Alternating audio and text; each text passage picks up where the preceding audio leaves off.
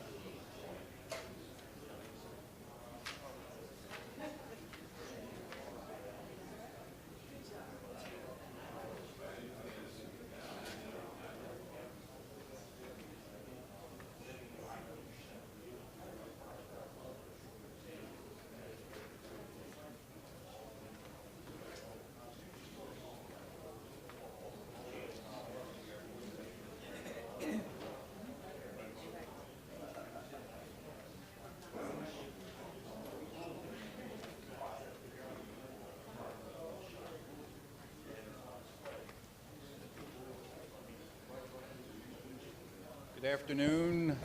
I'm David Ferriero, the Archivist of the United States, and it's a pleasure to welcome you to the William G. McGowan Theater here at the National Archives this afternoon. Whether you're here in the theater or watching us on YouTube, I'm pleased you could join us for today's discussion of the book Hue, 1968, The Turning Point of the American War in Vietnam, with author Mark Bowden. Our moderator today is Scott Stossel.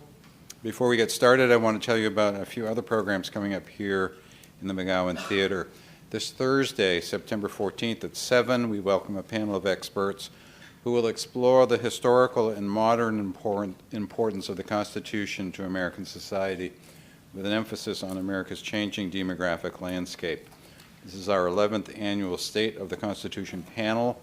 The New American Constitution will be moderated by C. Douglas Smith, Vice President of James Madison Montpelier. And on Tuesday, September 19th at 7, we proudly present The Words That Built America, an unabridged reading of the authentic words of our founding fathers. The film is narrated by Pulitzer Prize-winning historian David McCullough. Joining us to introduce the film will be director-producer Alexandra Pelosi, who brought together more than 100 readers, including all the living presidents and vice presidents, as well as Supreme Court justices, leaders of the Senate and House of Representatives, celebrities, media figures, and young people to read these iconic documents, and probably her mother, too. And mark your calendars for October 17th at 7 p.m. when we'll be hosting our next Vietnam-related program. Journalist and author Cokie Roberts will moderate a discussion with Ken Burns and Lynn Novick, directors of the PBS documentary, The Vietnam War. This can't-miss event is one in a series of public discussions, book lectures, films, and other programs to be presented in conjunction with the upcoming exhibit, Remembering Vietnam, which opens in the Lawrence F. O'Brien Gallery on November 10th. The exhibit is a media-rich exploration of the Vietnam War, including interviews with Americans and Vietnamese veterans and civilians with firsthand experience of the war's events, as well as historic analysis. It's a fascinating collection of newly discovered and iconic original documents, images, film footage, and artifacts that illuminate 12 critical episodes in the war that divided the populations of both the United States and Vietnam. To learn more about these and all of our public programs and exhibits, consult our monthly calendar of events online at archives.gov. There are printed copies upstairs in the lobby, where you'll also find brochures about other National Archives activities and programs, and a sign-up sheet where you can receive it by email. Today, award-winning author and journalist Mark Bowden shares the riveting history of the biggest and bloodiest battle of the Vietnam War in Hue, 1968. In January 1968, the fighting in Vietnam was at a stalemate. With the Tet Offensive, the North Vietnamese planned to win the war in a single stroke with military actions and popular uprisings across South Vietnam. But the most crucial part of the plan was the capture of Hue, the country's cultural capital. To date, Hue 1968 has received high acclaim. George F. Will writes in the Washington Post a magnificent and meticulous history which tells with excruciating detail a story that is both inspiring and infuriating. Bowdoin's interviews, almost half a century on, with those who fought on both sides have produced unexampled descriptions of small unit combat. And in the Wall Street Journal, Karl Marlantz calls it an extraordinary feat of journalism. Through his scrupulous day-by-day reconstruction of this battle, Bowdoin encapsulates the essential lessons of the Vietnam War. The book is full of emotion and color. The National Archives at College Park and the Lyndon B. Johnson Library are two research facilities that Mark Bowdoin used to tell the story of the Tet Offensive. Bowdoin kindly thanked archivists Tim Nenninger and John Wilson for their assistance, turning what would have been a random process into something very directed and efficient. Nice quote about my staff. Thanks. Here at the National Archives, we proudly preserve the permanent records of the federal government and make them accessible to researchers who can then tell the stories of American men and women who contributed to our nation's history. Mark Bowdoin, author of Hue, has written 13 books, including the #1 New York Times bestseller, Black Hawk Down, which has sold more than 4 million copies. Mark reported at the Philadelphia Inquirer for 20 years and now writes for The Atlantic, Vanity Fair, and other magazines. He's also the writer-in-residence at the University of Delaware.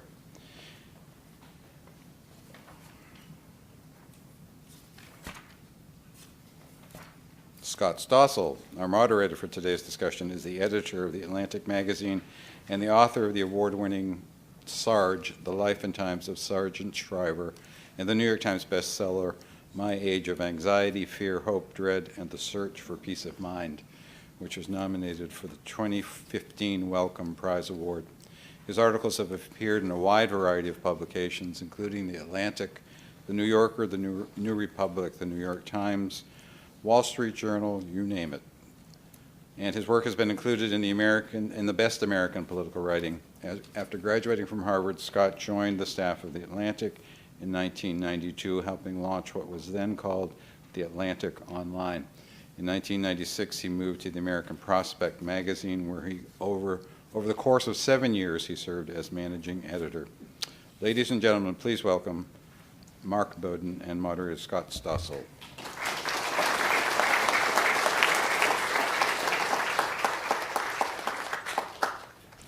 Thank you.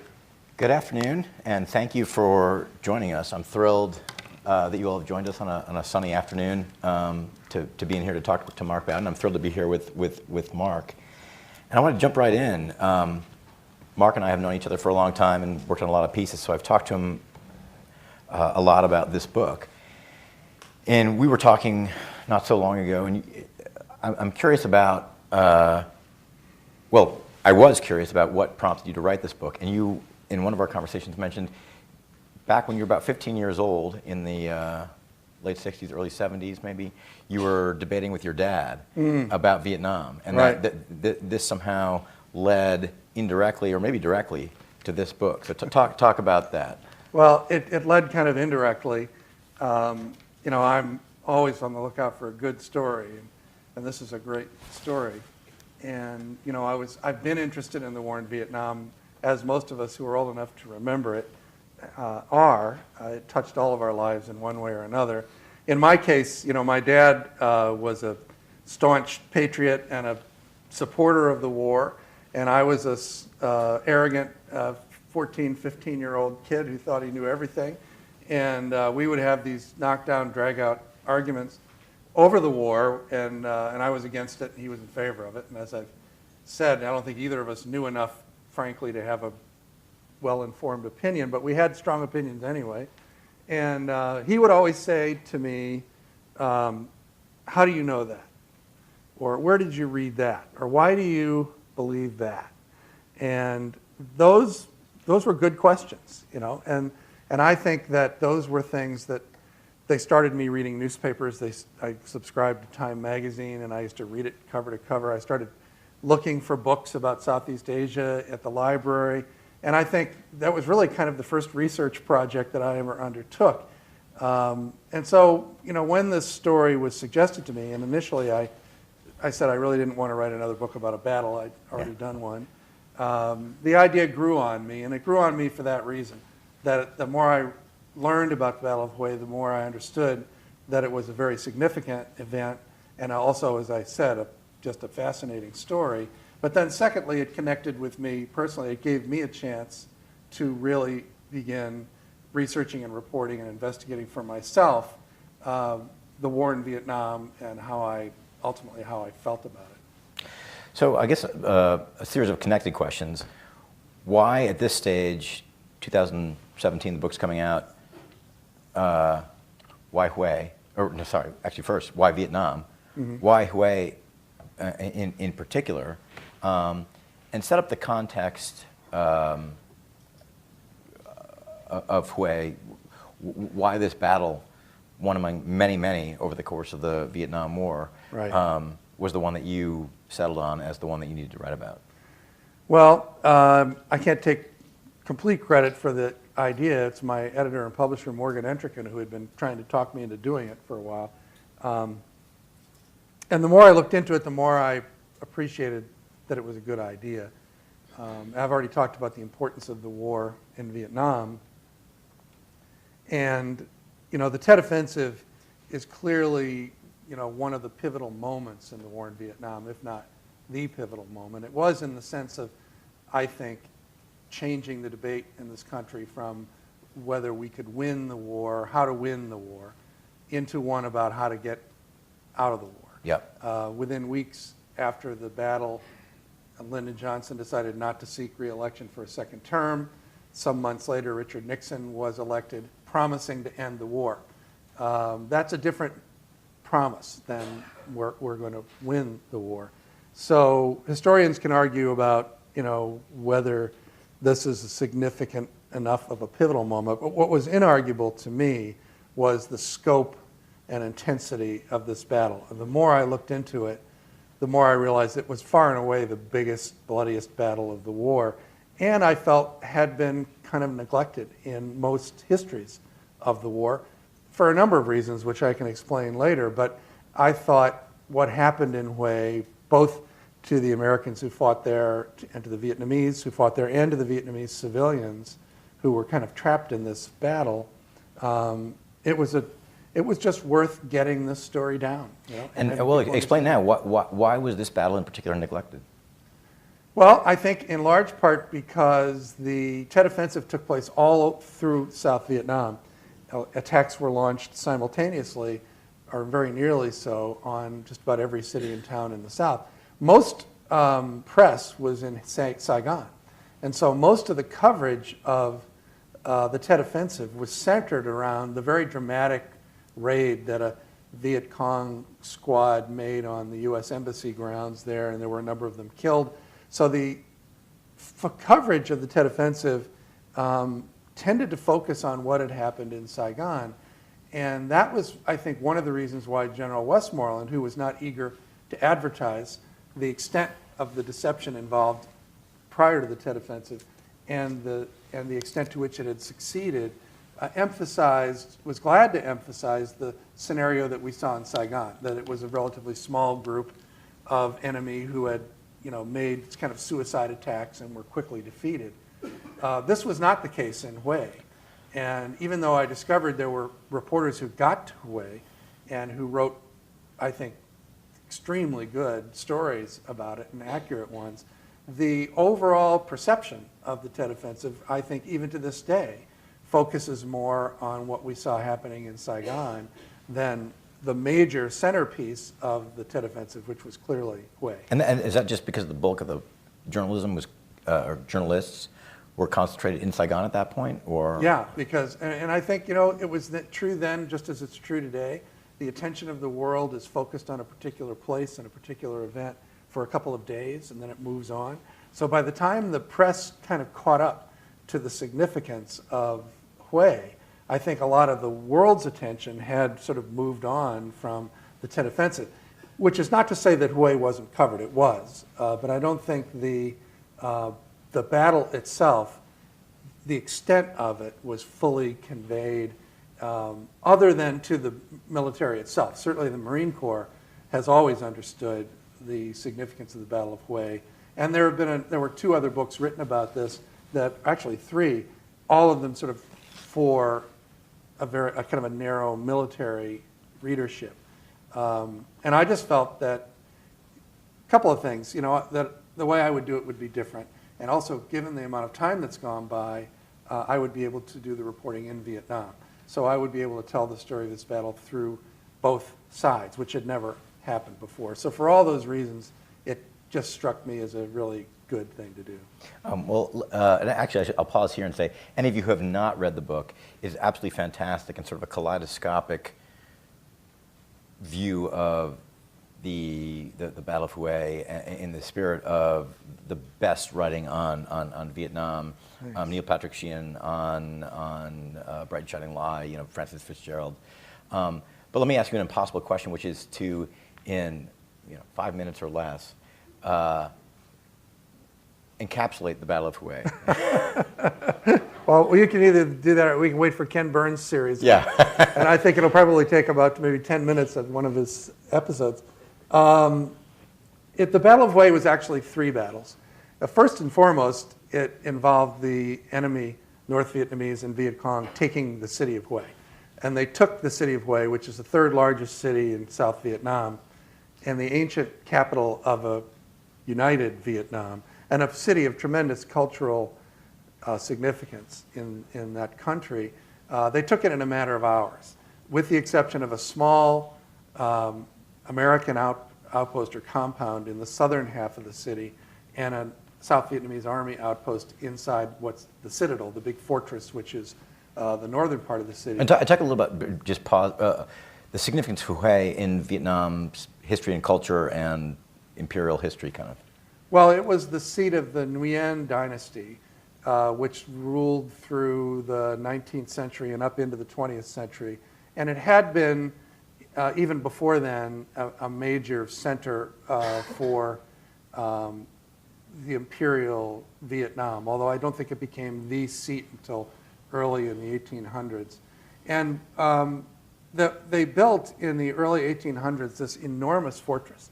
If you watch Game of Thrones, it really is something that belongs in the Game of Thrones. It's 30-foot high stone walls, 30 feet thick, with 9 gates, with towers over every gate, with guards and a moat all the way around it. When you see it, it really does look like something that is sort of misplaced in time. That is the northern half of the city of Hue. South of the Hoang River, or the Perfume River, as the Americans called it, was the more modern city of Hue. And that, I would say at the time, probably in 1968, roughly half of the citizens of Hue lived inside the citadel, the fortress, and half lived in this more modern section of the city to the south. Once the city was taken, it took nearly a month for American and South Vietnamese forces to take the city back. And that fighting took place in really 3 phases, really. The first phase was taking back the modern half of the city to the south. The second phase was to take back the citadel, which, if you can imagine fighting inside of this gigantic fortress, how intense that battle was. And then the third was fought by the U.S. Army, by the 1st Cavalry, which was tasked with marching down from Camp Evans, or PK-17, which was an ARVN outpost, and essentially moving down to the outside walls of Hue on the western side to cut off supplies and avenue of retreat for the enemy, which turned into a much bigger battle than anyone ever thought. So, as I say, it took about a month before the city was finally taken, and the city, I would say... Taken by the Americans in the South. Taken back, rather, yeah, by the Americans and South Vietnamese. And in doing so, they destroyed about 80% of the city. roughly 80% of the residents of Hue were homeless after this battle. So it was a classic case of destroying the town in order to save it. This is another big question, but how did you approach your reporting for this piece, this piece? I'm a magazine editor, for this book. As I say, it's kaleidoscopic, and you've got, you're inhabiting the perspective of American GIs, North Vietnamese generals, South Vietnamese strategists, people in Washington. Mm-hmm. How did you go about doing this, and who are some of your favorite characters that you, there's no main character here. No, in fact, that was a big decision early on. You begin by reading everything you can find about it, which also gives you a sense of how far our understanding of what happened is gone. And then I just began interviewing people literally at random. Fortunately, because of the internet, the units who fought in Vietnam have reconnected, and you can find their websites, and those are extremely useful for me in locating people. And I always ask people after I interview them, usually for 2 or 3 hours. Sometimes I'll call them back the next day and we'll talk more. But I always at the end say, who else should I talk to? And you end up then with lists and lists of people. And at a certain point, you begin to develop your own I call it a mosaic understanding of the battle. And of course, I traveled to Vietnam, and that's another piece of the reporting, and that was a challenge, and found people who had lived through this experience there or who had fought. And then I go to the archives, in College Park, and to the Lyndon Johnson Library at the University of Texas, and look through with William Westmoreland's papers and the National Security Council papers to find out what was happening in Washington during this time. And of course, at the archives here, there are all the official records of all the units involved. So that's kind of what I call this a top-down understanding, and I've done all this reporting from the bottom up. And at a certain point, it all starts to come together in your mind. But one of the key decisions, clearly, in writing a story of this complexity is that I'm not writing a book that has 3 or 4 or 5 main characters. Yep. I'm writing a book about a battle. And the characters, the people who experience this, come and go, throughout the book, which is a little confusing for readers, but I think my goal was to anchor the reader in the narrative of the battle itself. And the fact that the soldiers and Marines and Viet Cong come and go it's true. I mean, most of the guys that I interviewed about this battle were carried off of the field, most of them. And they were wounded at some point and carried away, and their battle ended at that point. So it reflects the reality of it and the scope, I think, of this battle, where you've literally got tens of thousands of people caught up in it. I think the only way to convey the magnitude of the experience is by the extraordinary variety of experiences that people had during the battle, whether they were fighting or whether they were trapped as civilians. So you give up certain things by not choosing 5 or 6 main characters, but I think what you gain is, in my judgment, better. You get a better understanding of the overall story. And what a great triumph of the book is that you succeed in that and capturing multiple points of view and characters from all sides and all levels of the battle. But did you, on the other hand, the simpler and the sort of natural narrative approach to writing something like this is to find a hero and a bad guy, or 5 heroes and 5 bad guys. Yeah. Were you tempted by that, and who were the heroes and the bad guys? Well, I mean, I certainly don't believe the world is built in a way where there are Yeah. heroes and bad guys. I mean, there's certainly heroic people, and there are people who On do both sides. terrible things. But, I did have certain characters who emerged, and I think in part because they were there, for most of the fighting. One of my favorite characters was Lieutenant Colonel Ernie Cheatham, who endeared himself to me, reading about him and listening to I didn't get a chance to meet him. He died when I was working on the book, but he gave several oral histories to the Marine Corps Museum at Quantico. And Ernie, as I say, endeared himself to me because when he was ordered to move into Hue, or rather his demand to be sent to Hue was granted, he spent the whole night before he got there hunting up Marine Corps manuals about how to fight in a city, how to assault a fortified position. So here was a man who began his mission, he took his assignment with the assumption that he didn't know what he needed to know. And he took it on himself to literally took a cram course in how do you do this, what I've been ordered to do, and assembled the kind of weapons back at Fubai that he thought would be useful and proved to be extremely useful in Hue. So, you know, if I'm going into battle, I want to go with Ernie, you know. Yeah. You know, contrasting with that, you have William Westmoreland, who doesn't come off that great in this story, and I think, you know, his story is told mostly through his own words. But here you have a man whose theory of the battlefield, of the war in Vietnam, was so deeply held that, number one, he didn't believe it was possible for the North Vietnamese Army and the Viet Cong to amass an attack like that on the city of Hue. And I think that disbelief helped to enable it, in part. And I also think that, you know, this is a man who, unlike Ernie Cheatham, who begins with the assumption he doesn't know anything, Westmoreland was so convinced that he was right that when the city of Hue was taken, he refused to believe it had happened. And in his cables to Washington, to the Joint Chiefs and to the President, and in his statements publicly, he essentially said, you know, there are just a few hundred enemy troops in the city of Hue, and they'll quickly be, you know, routed. I have a passage in the book where, over a period of about 4 weeks, he makes statements, like a series of like 7 statements saying, in 2 or 3 days, tomorrow, it'll be totally cleared out. And if this goes on for week after week, the consequence of that misperception wasn't just to mislead the White House and the American public, but it led to a lot of young Americans being killed.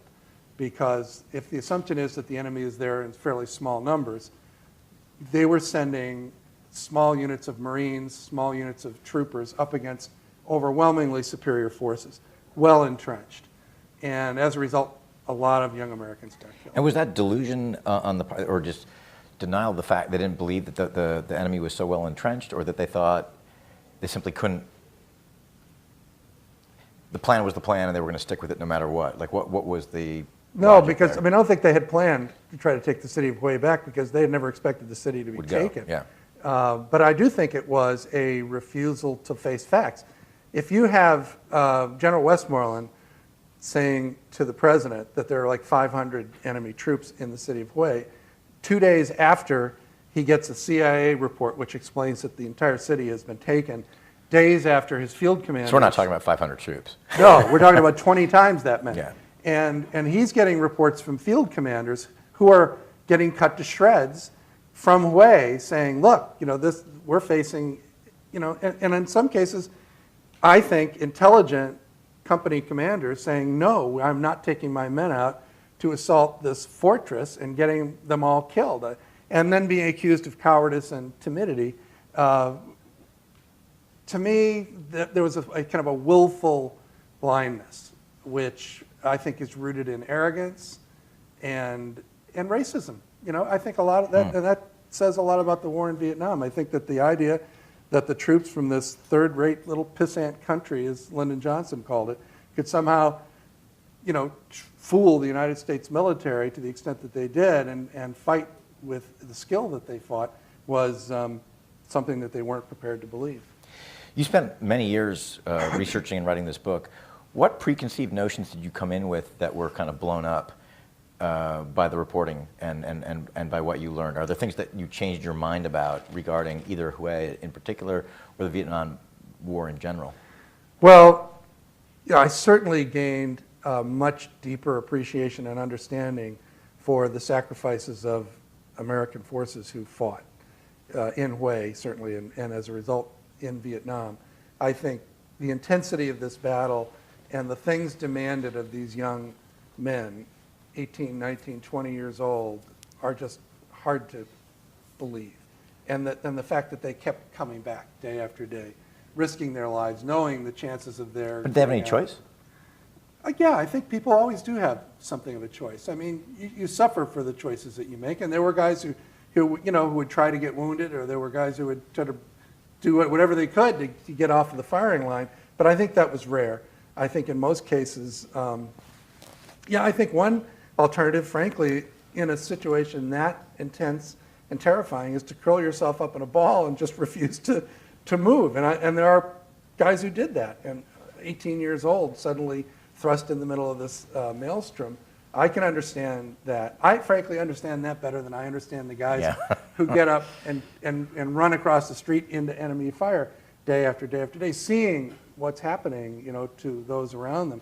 So that, my appreciation for them deepened, and also, my understanding of the idealism and loyalty, patriotism of these guys who believed they were doing the right thing by serving their country, by fighting in Vietnam. And in a way, I look upon the whole war now as a betrayal of that youthful idealism, because you read of leaders in Washington who had already reached the conclusion that they weren't going to be successful in this war, and yet they were continuing to send troops over there to fight it. So that changed.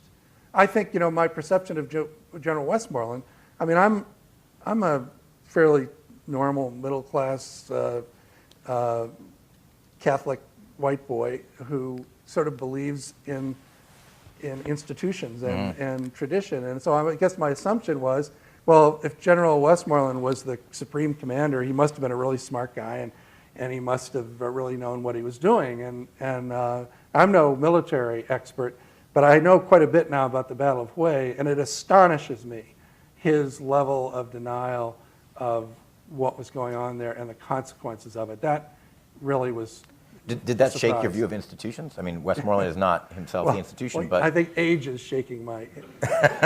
When you're 20, everybody in a position of authority is older and wiser than you. But when you're 66, a lot of them are younger than you, and you start looking at them differently.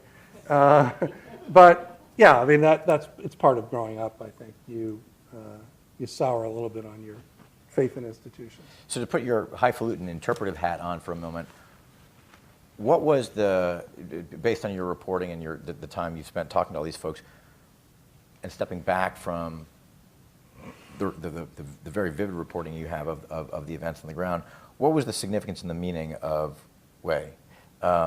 And is there, I guess, second question? So it's two questions. One is what's the meaning of Hue in the context of American history, and second, what's the contemporary salience, if any, as we send more troops to Afghanistan, as we deal with challenges around the world?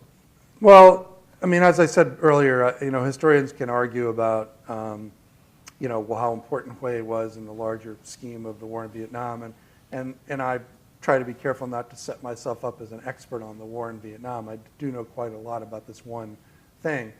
My preferred method of writing about things is to find a very powerful story, a good story to tell. And I feel, and this is true of my book Black Hawk Down as well, the book Black Hawk Down is really about the U.S. intervention in Somalia from 1992 to early 1994. But if I had called it that, I think 5 people would have read it. But the way that book is written is that you take that 2-day or 18-hour-long battle, and if you dig deeply enough, it works as kind of a lens on the larger experience. You see all the factors and kinds of people at play in this microcosm that I think give you a deeper understanding of the war at large.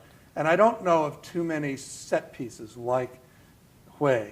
There are others, but this was, I think, and I didn't really know this going into it, but I believe it now, was a particularly good lens on the war in Vietnam, because it involved so many people, because it involved the North Vietnamese Army, it involved Viet Cong, it involved thousands and thousands of civilians, Army, Marines, Navy, Air Force, every element of the war, including the politics of the war and the politics in Washington. You see all of this come into play in this one battle. So to me, that's the significance of the book. Mm-hmm. The event itself was obviously, of tremendous and lasting significance to everyone who was there, who took part in it. And there's, that alone, I think, justifies our interest in it, given the number of people who were there. That's, what I try to accomplish with the book, and, a lot of other people try to assess whether it's, important enough. As I say, the scope of your reporting is extremely broad and ambitious. And I was just flipping through here to I don't know what chapter we're in here, but in previous pieces we've worked on together, you've talked about a mentor of yours, Gene Roberts, who you worked with, I think, at the Philadelphia Inquirer. Inquirer. Yep. And I'm reading along, and I get to this chapter, IR-8 Rice, and it says Gene Roberts had been in Vietnam for just a month, and I wrote, that Gene Roberts? Thinking it can't be. Yeah. But it was. It was, and it So was talk a about total that. surprise to me. I had begun working on this book for all the reasons that I've explained, and about 5 years ago, I ran into Gene. Gene Roberts is the former editor of the Philadelphia Inquirer. He hired me in 1979, and it was, to this day, the most significant event in my career, getting hired by the Inquirer. And he was someone who I learned from for many years and greatly admired as an editor. And I'd kind of known that in his day he'd been a pretty good reporter too, but I didn't really know, other than he wrote a book about his work during the civil rights movement called The Race Beat, which won a Pulitzer Prize several years ago, which revealed to me the things he did during the civil rights movement. And I had known that he had been in Vietnam for the New York Times. So I ran into him in New York, and he said, Mark, what are you working on? And I said, I'm getting started on a book about the Battle of Hue. And he said, I was there. And I said, really? And so, well, then we need to talk. And so I flew down to Bath, North Carolina, where he now lives, and we spent 2 days, and he pulled out all his old scrapbooks, and there he was, the first reporter on the scene in Hue after the city was taken. And more significantly, at the same time that William Westmoreland was saying there are like 500 enemy troops in the city who will be quickly defeated, Gene, in a matter of about 3 hours on the ground in the city, and I've been a reporter in this kind of situation, so believe me, I can appreciate what an accomplishment this was. But he ascertained within hours that this city was completely taken by the enemy, that the Marines and the Army soldiers who were there were surrounded in this small outpost, and that the situation was really extreme. That story he managed to get out. In those days, there were no satellite phones and things like that, but he had to fly back up to Da Nang, and he had to get his copy to Saigon, and it had to be routed back to New York. But it ran, I guess, 3 days after the city was taken on the front page of the New York Times, which was the first really truthful account of what had happened. And so he was in and out of Hue several times during the battle and wrote amazing stories that were very accurate and were also full of color from the battle. Gene had a wonderful eye for the stray detail. The duck that wandered into the compound that everybody's eyeing hungrily. It's always about the duck. It's always about the duck. But anyway, I had such. I was delighted to see how good it was, and then given its importance, I think, to the overall story of the book, and given Gene's importance to me, I ended up dedicating the book to Gene. So the reporting that Gene did, among other of the famous reporters who covered Vietnam, contributed to the opening of what we didn't before that point, but have since known as the credibility gap. Right.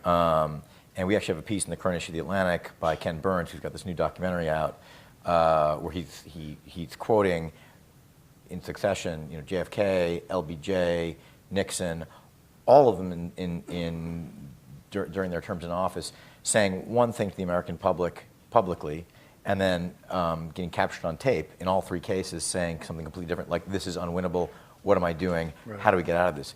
This was the opening of the credibility gap that, again, has salience today. Talk about that a little bit. Well, I mean, one of the things that happened in Vietnam, and it kind of backfired for the military in this case, is that they gave journalists carte blanche. If you were a reporter and you had credentials in Vietnam and you could get on a military vehicle, you could go anywhere you wanted in the country and you could report from anywhere. And so as a result, these young correspondents like Gene would go out in the field and they'd be talking to the young American officers who were actually trying to implement this policy, which was coming from, and they were telling these reporters, this is not working, and here is why this is not working. And so, and they didn't really have a mechanism, these young officers, to confront General Westmoreland at a press conference in Saigon, but the reporters came back and began confronting it. They started calling the daily briefings the 5 o'clock follies because it was a great show and it was generally false. So I think that was a big piece of what happened.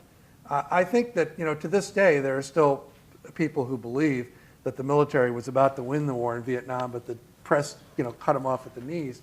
And I would argue that it's true to some extent, but the reason that the press cut the military effort off at the knees was because they were telling the truth, as opposed to the military commanders and our political leaders who were lying about what was going on. And I think the American public sensed what was true at a certain point, and the tide of public opinion began to turn against the war. So if journalists are responsible for having told the truth, guilty as charged. Well, and that is journalists' role, but is there an argument, and again, to play devil's advocate for a second, that the war could have been won if they had not told the truth? I don't think so. But, I'm not an expert on the war in Vietnam, and there are plenty of smart people who wouldn't agree with me, and maybe they're right and I'm wrong.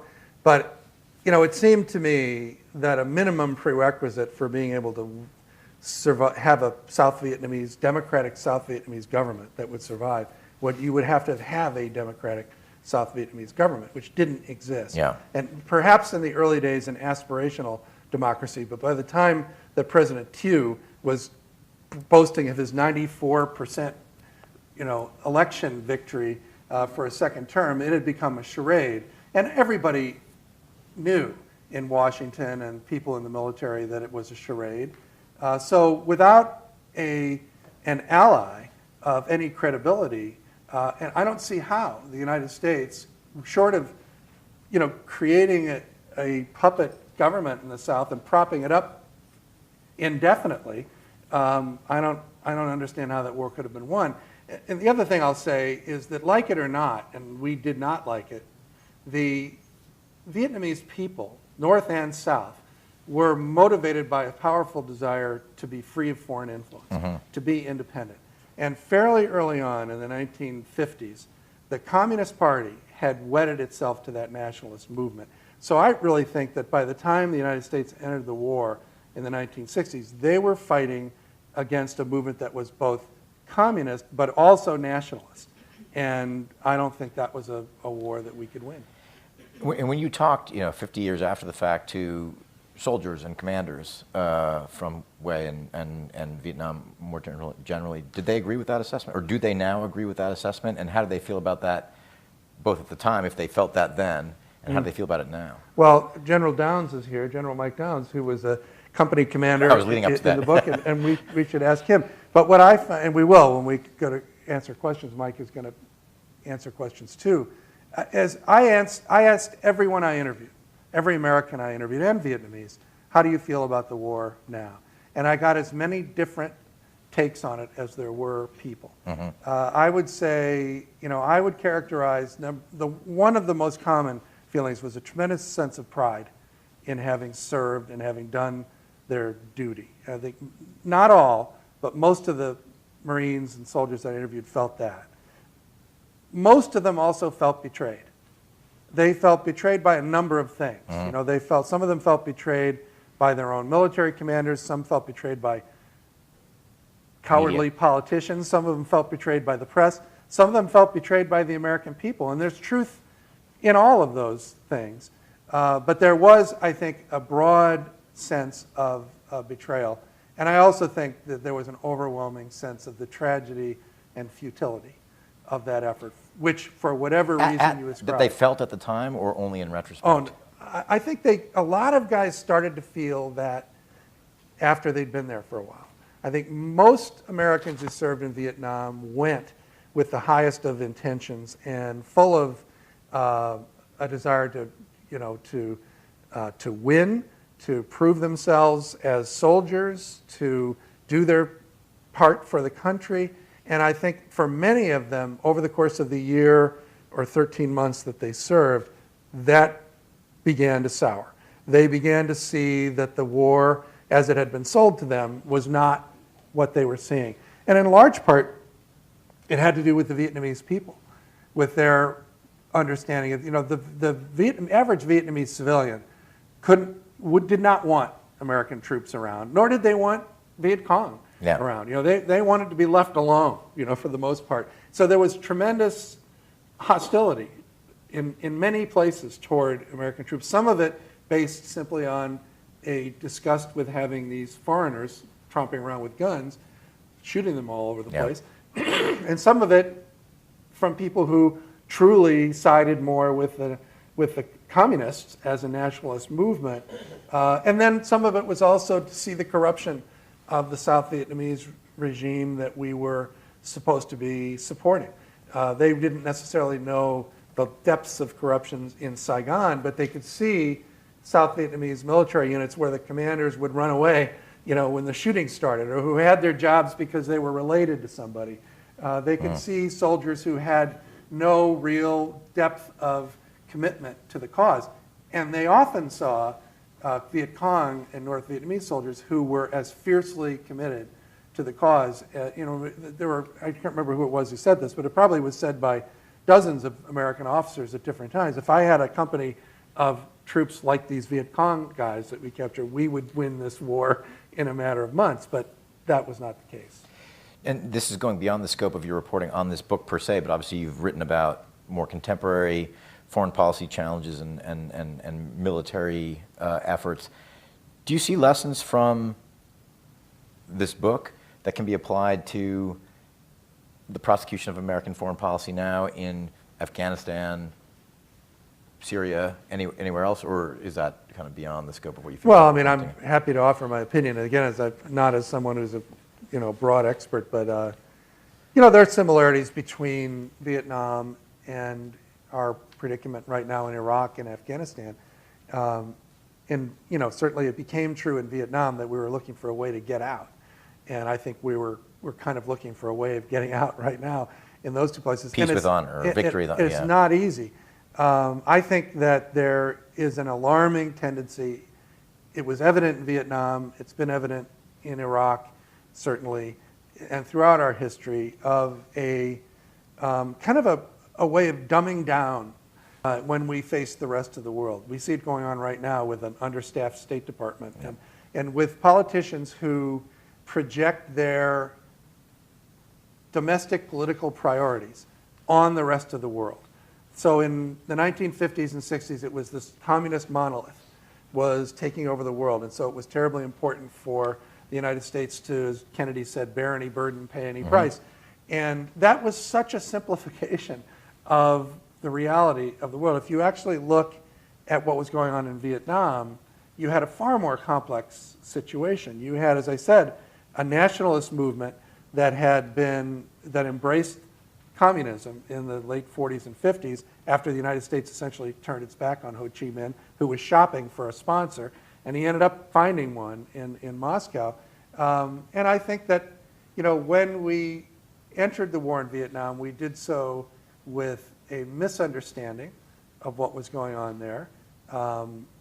And also, I think, a deep underestimation of the little Asian people, that we were fighting against. There was a great deal of arrogance and racism involved.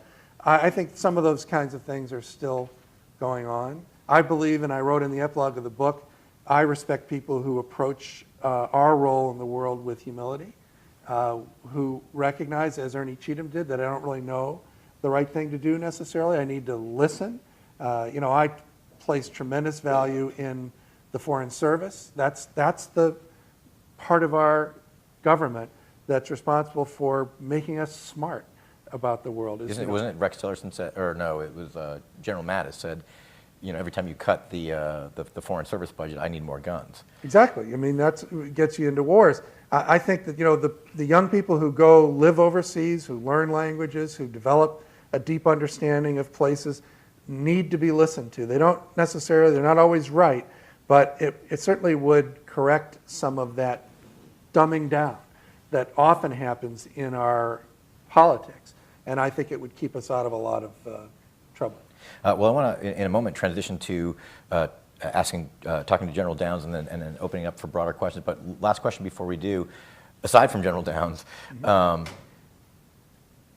you interviewed so many people for this book. There are so many characters. Who are some, like the 3 or 5 who stand out most to you as the ones that stick with you? Well, I mentioned Ernie Cheatham.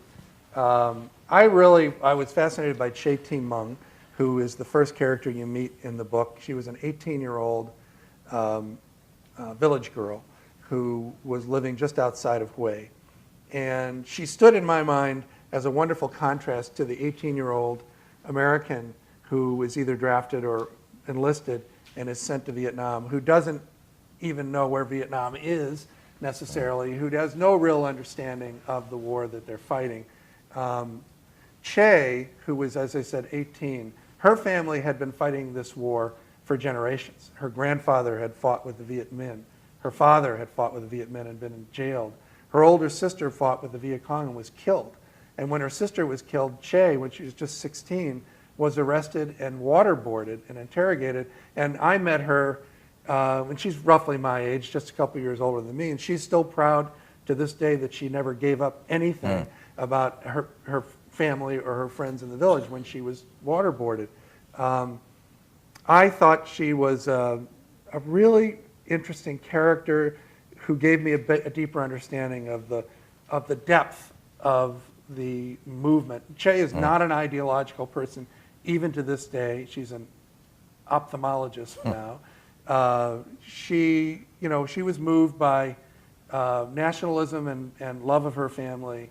So she was fighting for all the right reasons, I think. And she was very courageous, I believe. So I found her really interesting. I'm going to just talk about the Vietnamese characters now, Sure. because there's another fascinating character in the book. His name is Nguyen Doc Hoan.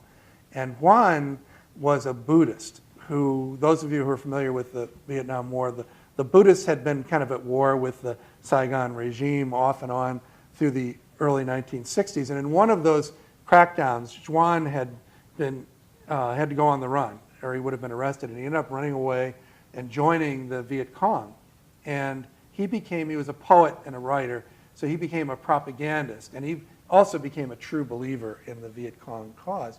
So he led one of the advance units into the citadel on the morning that they took the city back. And for him, this was a triumphant homecoming. He was coming back to his home. Found himself caught up in the purges, the executions. When the North Vietnamese and the Viet Cong took Hue, remember, this was a civil war.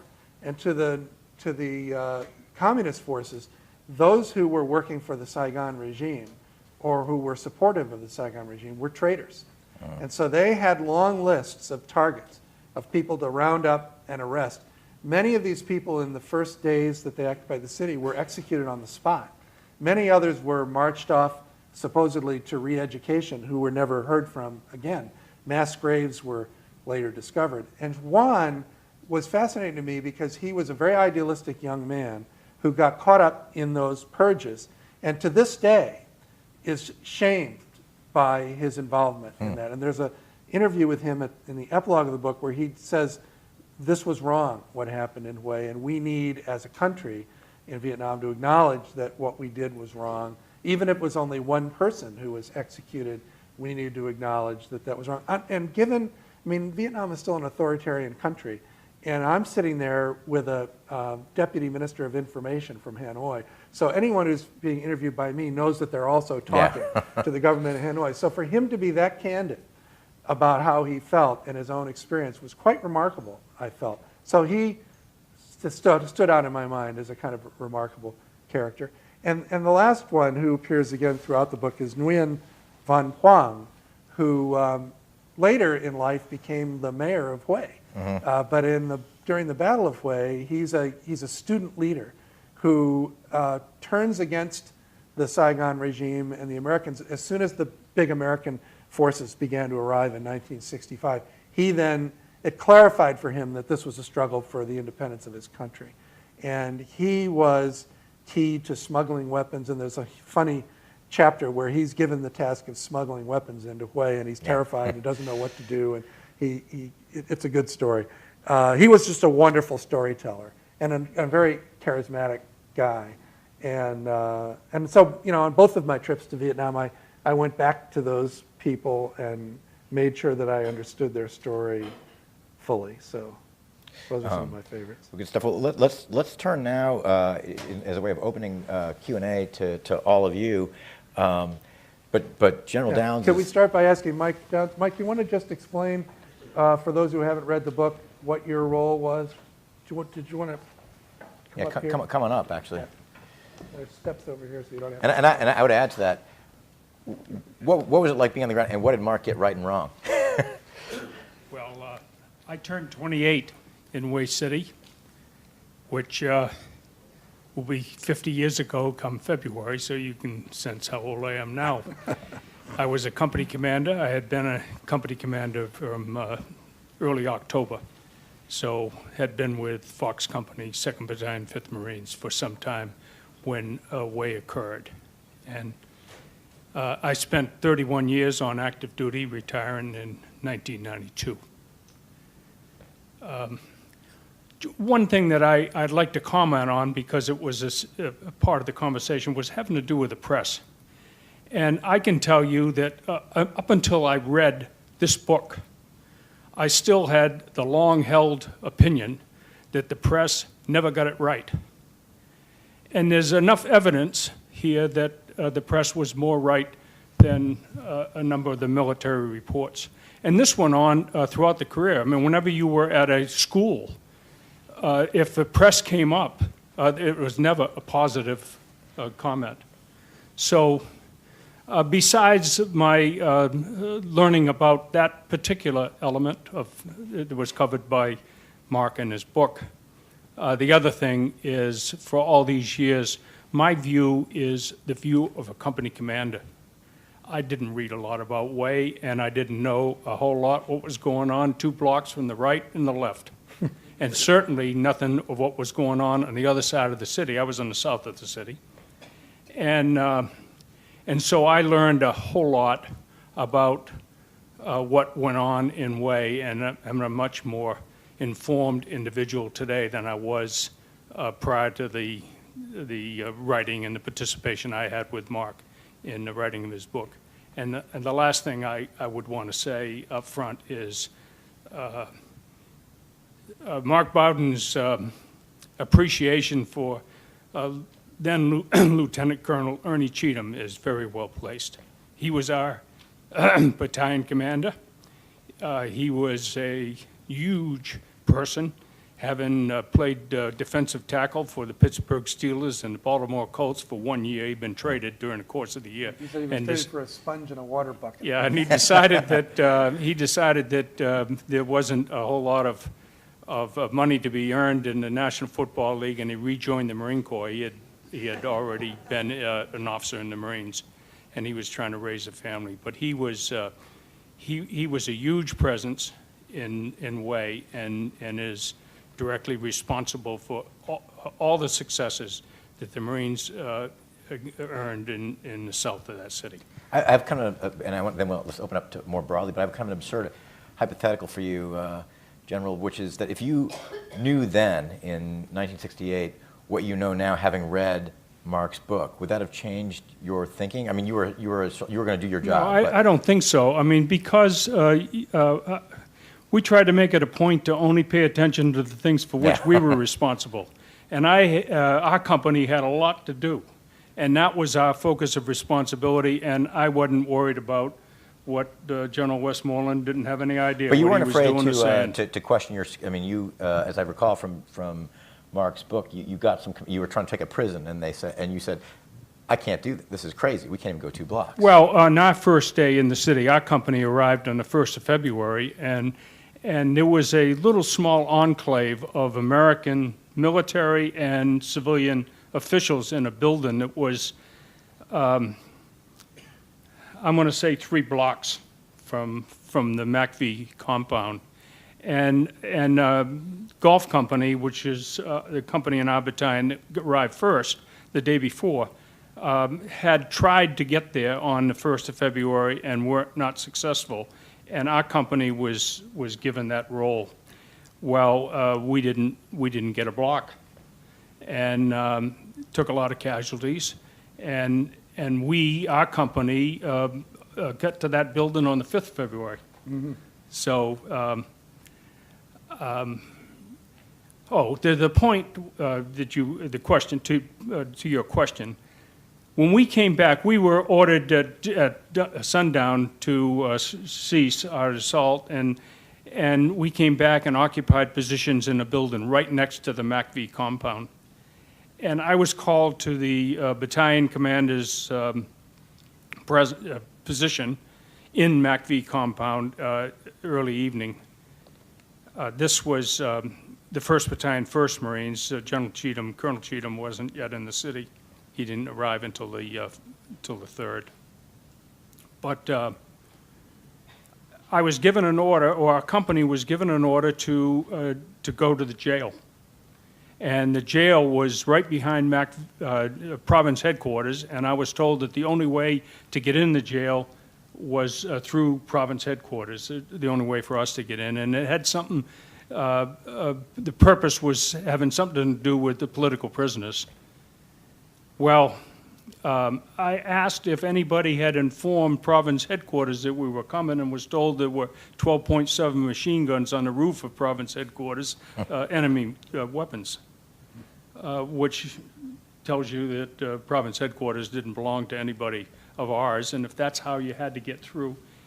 And you ask about the enemy disposition in the 6 blocks away, and the impression you got, and a true one, was that was occupied by the enemy. And so this was just crazy.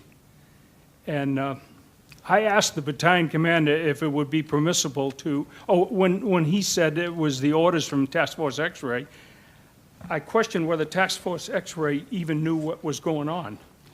And I asked if it would be permissible to write a message to them and inform them. And I drafted a message with the help of a Marine major. To this day, I don't know his name. He was just sort of in the city.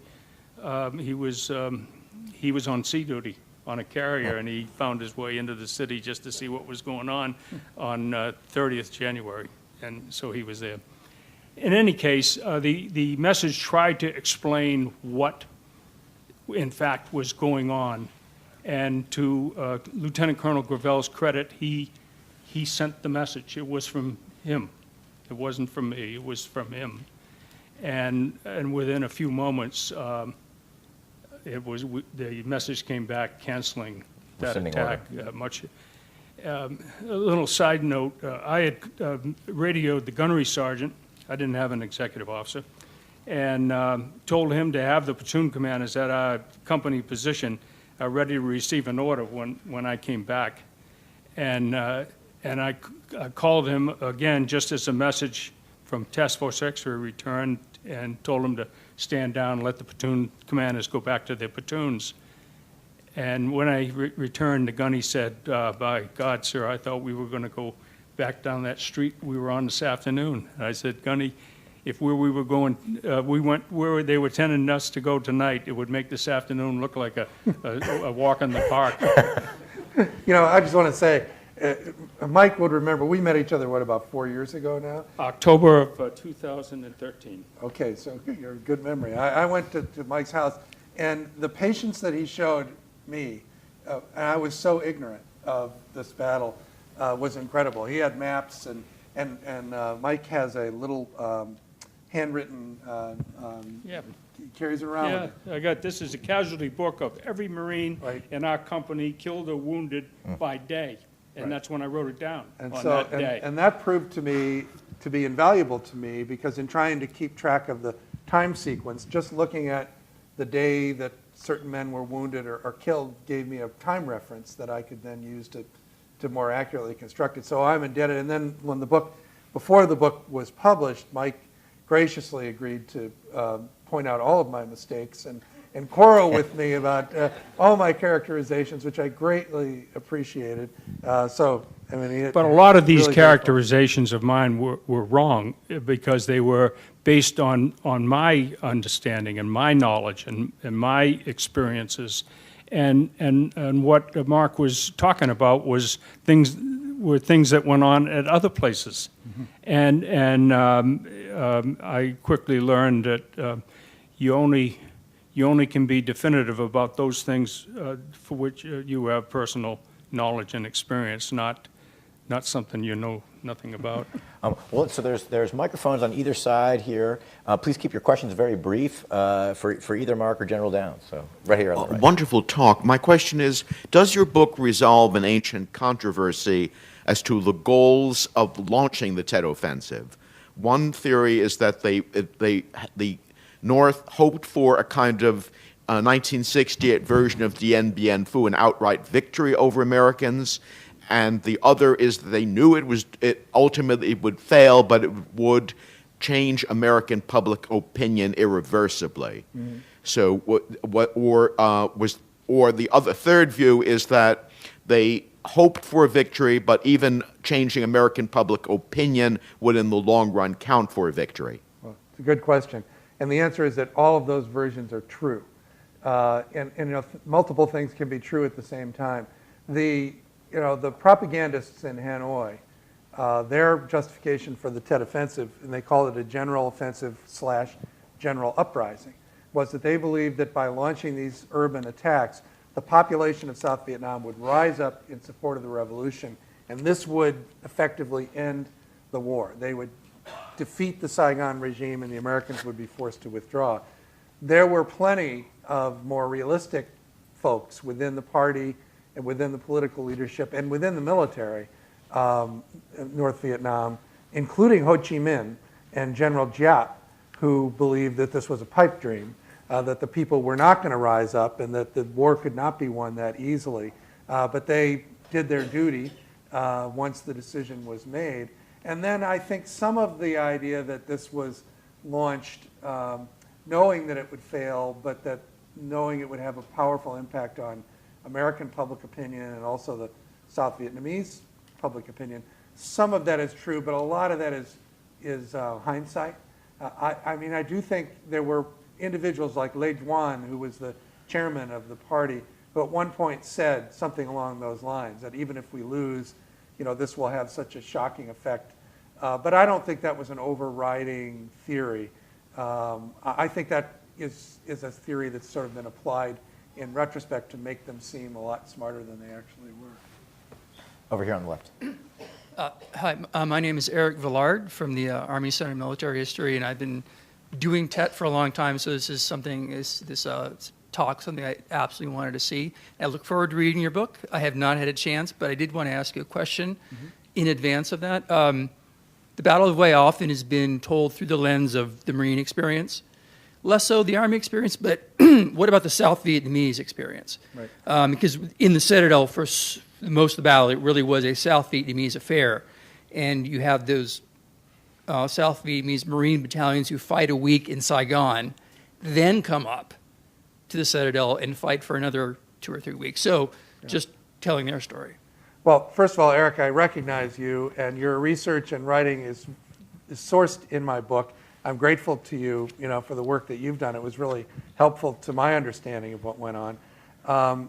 Yes, I do write about the South Vietnamese Army, General Truong up in the Mac Mon Ca compound inside the Citadel and his troops. Harry Hue, who is probably the most famous of the South Vietnamese officers, his story is told in my book. I didn't write about the South Vietnamese Army to the extent that I would have liked to. And part of that is that it was really hard to find South Vietnamese officers. This is an army that was defeated and dispersed. And even here in the United States, where many of those veterans now live, they're reluctant still, because of family who still live in Vietnam, to speak out. Harry is an exception. Yeah. But I asked Harry repeatedly to put me in touch with some of his fellows, trying to get more of that side of the story, and he never was able to furnish one who was willing to talk to me. So it is actually a regret that I have, that I wasn't able to do more. But I have read what's out there, and I did, speak to those who I could, and I've tried to tell as best I could, certainly made the point that they were a major piece of the effort to take the city back. You know, and this, and to that point, Abatai, south of the city, had no South Vietnamese forces with us. So it wasn't until well after the war that I had any idea what the South Vietnamese Army was doing. And I've met Colonel Way, who lives in Arlington, Virginia. And another character that Mark got in touch with is a friend of mine by the name of Jim Cooligan, who was a Marine advisor to Way's unit. And he was in MACV compound, not because that's where he was physically dutied, but because the Tet Offensive and the Tet holiday was on, and the military advisors generally left their unit so that the unit could enjoy their Tet holiday. So the South Vietnamese forces that fought, not unsurprisingly, were over on the Citadel side. I got into the Citadel for the first time in 1998. Wow. Over here on the right, I think we have, this is probably 2 more questions here. So over here and then over here.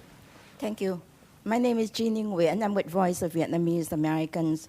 I'm an American now, but I was born in Saigon in South Vietnam. My father was from the north, and we moved south in 1954. So I need to make some clarification about the war.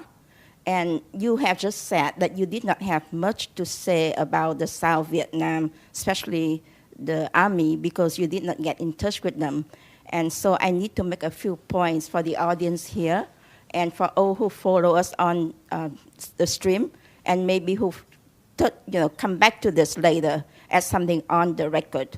First, I'd like to say that we thank all soldiers, Americans and all allied soldiers who have come and fought the war in Vietnam.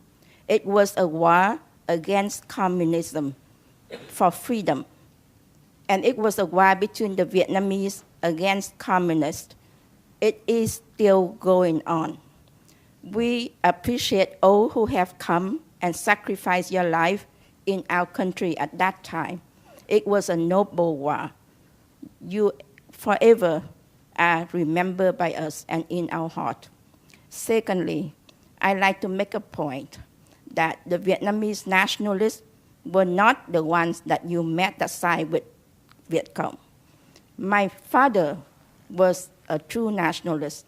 He led the fight against the French, and then he joined the Viet Minh at the time, thinking that they were nationalists. But when he found out that the Viet Minh was actually communist, he left them, and he traveled south. So many of his friends who were nationalists were killed by the Viet Minh, by the Viet Cong, by the communists. So many of us, many nationalists were killed. Now the people traveled from the north to the south in 1954 after Dien Bien Phu. Dien Bien Phu was fought by the nationalists of Vietnam, and many of us were killed then. And now we travel south and we start building the South Vietnam, a Republic of Vietnam. So you were right that the US came in and thinking that you were fighting the nationalists under communism, which was not true. There were many mistakes made by the leadership of the US, which to our dismay at the time, the Vietnamese people were very much trusting in our friends because President Kennedy said, we would bear any burden, fight any foes. That never happened.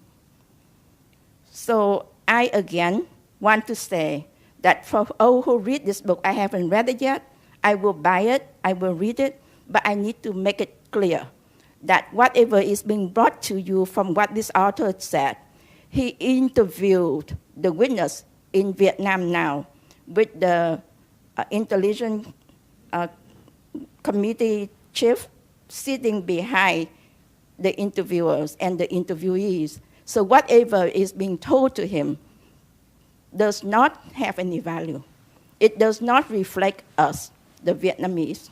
If you look back to what happened in Vietnam now, the whole Vietnam from north to south has risen up. has tried to fight against communism. If you read all the declassified materials, you understand that we actually had won the war in South Vietnam. And it was forgiven. It was given away because of the U.S. missed strategy. The fact was that at the time, you want out of Vietnam, which was true. But look at what we're dealing with now. It has been proven now that after the U.S. withdrew from Vietnam, Russia and China, the international communists, continue to support the communists of the South and the North to take over Vietnam. And they continue to try to take over Southeast Asia now to this day in the South China Sea. And if you see what happened in North Korea and South Korea, and in North Vietnam and South Vietnam now, it's obvious that China would never let go of North Korea or North Vietnam or the whole Vietnam and the South China Sea and the Asia Pacific. I want to bring it back to what we look at today. And I want to say that what President Kennedy saw at the time, what President Eisenhower saw at the time was true. And what we need to see now, Thank you for I need to make this clear, Well, you because give a chance South for them to Vietnamese respond. have no time. We never were interviewed. Our voice never get heard. But I am today is an American, and it's on the national security of America that I need to raise this point. All right, well, thank you. Thank you very much. And I need do to make it appreciate- no, clear. you need to let me respond for a Yes, minute. no, As I mentioned, I want the to war say- in Vietnam was a civil war. And No, it's not as- a civil war. Let me make one There were of my many point. Vietnamese who agreed with what our speaker is saying. Good. Ma'am, let him respond, please. Okay, quick question. About the Hue massacre, when the children of Hue joined with the communists and turned around and killed their own parents, killed their own family, 6,000 civilians were killed and buried alive. Yes. That was when the whole... Is this a question, though? Was where? What's the question to me? That's the question of the meaning of the Battle of Hue. Right. Because that's what So are you exactly asking me, said. is that part of my story in the book? inhuman and the genocidal of the communist regime. You don't touch about any of that. That's actually not true, and as you You said... haven't read the book, You ma'am. haven't read the book, and if you read the book, you would see that it's written about extensively, and the figures about the thousands of people who were executed and purged is told in great detail. It's one of the lasting, shameful aspects of this episode. It is not ignored. Obviously, at that time and even today, there are many divisions of opinion in Vietnam itself about the history and about the way the country is being run today. And that's not surprising. I mean, it's a country of millions of people, many of whom, like yourself, very well educated, very strong in their convictions. My take on the history of the Battle of Hue is just that. It's my own. And I think if you were to write your book about the Battle of Hue, it would be a different story. And that doesn't surprise me. Thank you. I agree with you in one point you said that. We need to give someone else an opportunity. We have a gentleman over here who would like to ask a a question. On stage, you I just said. wanted to say, first of all, General Downs, Semper Fi. Mr. Bowden, you wrote a great book. I really loved it. Now, here's the question I have, and it concerns leadership style and command style. I felt for a long time that the only war, insurgency war, that we ever fought successfully was the war in which we were the insurgents, our own war for independence. And in that war, George Washington had a style of leadership that was distinctly different than the British style. The British style, exemplified by Cornwallis in particular, who was his opponent toward the end of the war, was a top-down, command-directed style. Orders issued, carry them out. Washington's style was very different. He had large meetings with his officers, many of whom were lower level, and they talked about things, and he listened and listened and listened, and from that emerged his decision of what to do. Now, as you point out in your book, the Marine Corps, I was in the Marine Corps at the time, I was in Vietnam at the time, I wasn't at Hue, thankfully, but the Marine Corps style was very much the Lord Cornwallis style of directed top-down. in your interviews with the enemy, the North Vietnamese and the Viet Cong, did you uncover any evidence that they used a style of command that was more like the Washington style, that they had larger meetings of people, maybe at company or battalion level, in which they solicited opinions, listened, and from that emerged a consensus as to what to do? Yeah, I do believe that, and I can't really speak to the general policy of the North Vietnamese or the Viet Cong, but in terms of this battle, there were group meetings and discussions with field commanders of Viet Cong who had a lot of input in how they would proceed in taking Hue. In large measure because many of the troops that had infiltrated down from the north were complete newcomers to the region and certainly to the city of Hue, didn't know their way around. Someone like Che Thi Mung, the village girl, ended up leading troops into the city because they wouldn't have even been able to find their way in. And there's a wonderful scene in the book where one of the top military commanders is trying to tell one of the Viet Cong battalion commanders, where they're going to establish their headquarters and what they're going to do. And the battalion commander just basically tells him that he doesn't know what he's talking about, that's not, and he ends up appointing that man to be in charge of the assault on the city. So I do think probably by necessity, because the kind of communications lines that maybe would have been better for Americans, were not there always for the North Vietnamese, that they had to give individual units in the field a lot more leeway in decisions about how they were going to operate. General Downs, do you have anything to add? You may know that mission orders, as they came into vogue in the Marine Corps, probably in the 80s, and it wasn't as dogmatic a style, and it left room for small unit leaders to have more flexibility. Lieutenant Colonel Cheatham was ahead of his time. He gave us mission orders in Hue, and his influence was as much by his presence on the battlefield as it was from any directives. The way the battle ensued, we didn't fight at night. We ended up making some night moves later on, but most of the fighting took place during the daytime, and the VC and NVA let it happen. Every night, Lieutenant Colonel Cheatham would have a battalion meeting, and we company commanders would find our ways back through streets that we'd been on during the course of the day, meeting on street corners with our radio operator, trying to wheel our way back there. Even in those meetings, unlike my experiences with the previous battalion commander, the company commanders sat up front, and his staff briefed him and his fellow commanders. And so we really felt like we had a role to play, and he listened to us and gave us the flexibility to respond to the specific circumstances we faced. Well, thank you very much, General Downs. Thank you, Mark Bowden. Thanks to all of you for attending.